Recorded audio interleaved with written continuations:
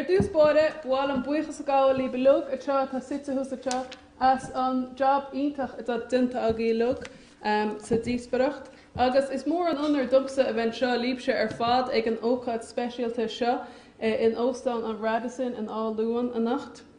Comhairleoirs le gach eile duine a bhí páirteach a nacht, ní amháin na scoilearí iontacha seo ach na múntarí a bhí gobar go crua, na scoileanna, na tiismothirí agus gaolín hain as an ócáid seo a chur ar fáilún.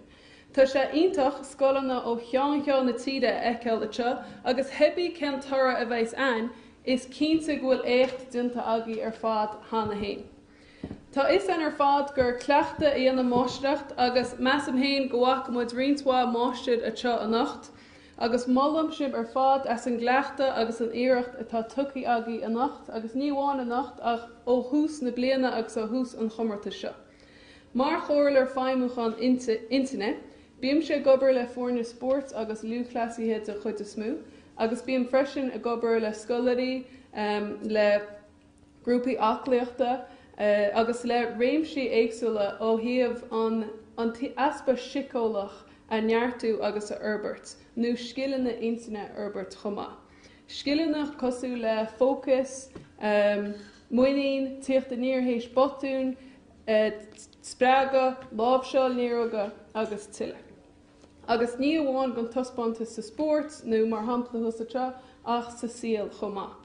Ba is ag na daoine tá hééis díospóireachta dhéanamh ateo a nacht, nach féidir linn an caighdeán is airde a bhaint amach gan ábaltach ar nús na scileanna intinne atá luúta am a úsáid agus a Herbert. Gan an sprága, ní bheith duine ar bith anseo hééis chuidisteach ar a gomórtas fiú. Gan ábaltach fócus a dhearú, ní bheith muid an zúrú ar a gcaint a bhí a man a nacht. Gan muinín, bheith sé fíorheachad thíocht a níos ateo agus labhairt os cór an slua se, mar tá sam hain. Gan ábaltach déile le botún, bheith sé dechar cúneáil leis an gleachta díospóireachta a bhí a teastáil ar scoil agus Somália, mar tá mai cinnte gur botún an ribh seo. Na a bhí mise ag an íscéan na líbse, forrágaí, níor hiigme gur féidir scileanna intinne a Herbert. Bhí agus tá fós dearcha an gur rudaí iad seo atá nó nach bhfuil ad, mar hampla béidir go gapan tú tá muiníne nó níl muiníne. Ach níl sé sin go hiomlann fíor. Is scileanna iad seo cosú le aon scial eile gur féidir Ferbert agus a ólam le cleachta agus le hiireacht thar tréimhse ama. Idir mo chuid oibres le fórne spóirt agus mo chúltar hain sa spóirt. Tám sé beganín cléanta ó thaobh an chéadhrún a bhí ana nacht maidir le Laochra spóirt. Mar duine a d'imir gach spóirt beo agus me fása níos, bhí an suncar ag mo Laochra spóirt agus ag an spóirt a hain ormsa. Lua duine cinnte ar ball Katie Taylor agus is cuoinech liomsa go maith an oíche gur rúsí sin an bun Olympach sin. Béidir go binne fá, gur rá sim am a bheith gobar sa spóirt chomá, agus go mbíonn fós ag immert spóirt go dtíon lá seo. Rud a heas amach dumsa agus me ateo ag éisteach líb a nacht, agus leis na fórne a loga bhí ana nacht, ná an cosalacht atá idir na Laochra spóirt atá an, agus Laochra de éonchéanál atá an, agus na daoine óga a bhí a labhairt ateo nacht. Scaití na bhreaanlaí muid ar Laochra spóirt, Laochra ceol, Laochra telefíse, nó Laocht de éon hais atá an hain, duine muid darmad ghfuil muide níos cosú le na chéile ná mar atá muid difriú.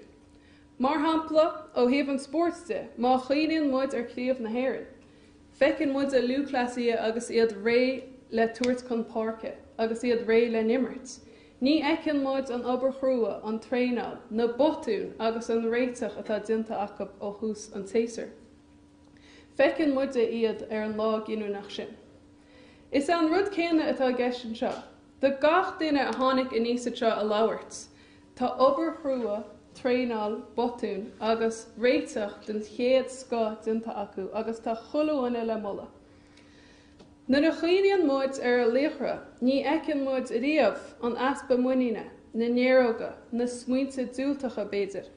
Feiceann muid duine láidir, duine gur féidir le aon rud a bhaint amach, agus béidir go gceapfaidh muid nach gcuireann aoncheo eastóil. Ach díreach cosú liomsa, agus díreach cosúil leis na daoine seo maicilam agus sib sé ar fád sa loch féchanna, Bhíonn tréimhsí an ina mian ar Laochra neirbhíseach. Nid a bhíonn easpa muinín acu.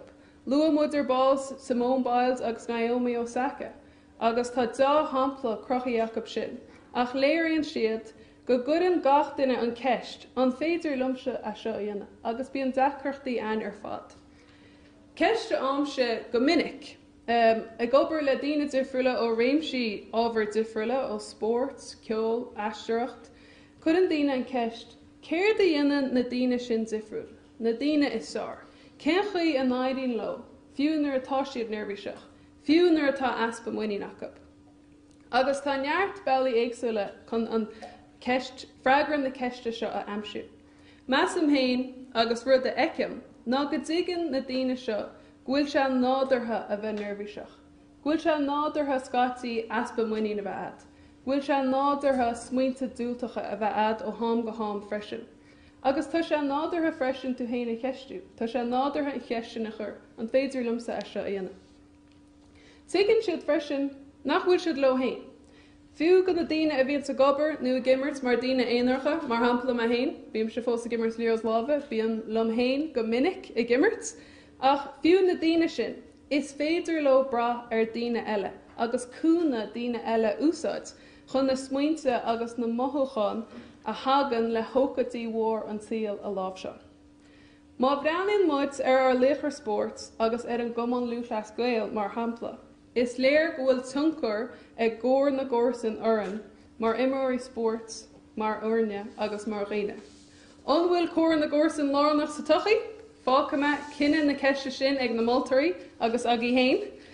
Ach go thiamh ada thuirt den héin agus go na daoine timpealainn, is cinnta go gabhraíonn se ar aonas. Agus is fear an seanachil go ngéiríonn beirt bóthir. Tá sé deachar scaití, ach is féidir bra ar cáirde, ar tuismitheoirí, ar drufharcha, ar doracha, ar muintarí, ar tréálaí, agus ar duine ar bit atá timpealainn. Is féidir leis na daoine sin cabhrúlinn nuair atá muid neirbhíseach faoi rud, nuair atá easpa muinín an, nó nuair atá smaointe diúltacha agan faoi rudaí atá atárlú inar siad. Ní gá ach labhairt lo, agus cúine ar intin a gúnaí, gúil muid a lug níos cosú le na chéile ná mar atá muid difriú. Gach ile duine sa siúmar seo, tá muid a lug níos cosú le na chéile ná mar atá muid difriú. Tá má am líbe seo beag nach chaite inis, agus críocht am eile seo.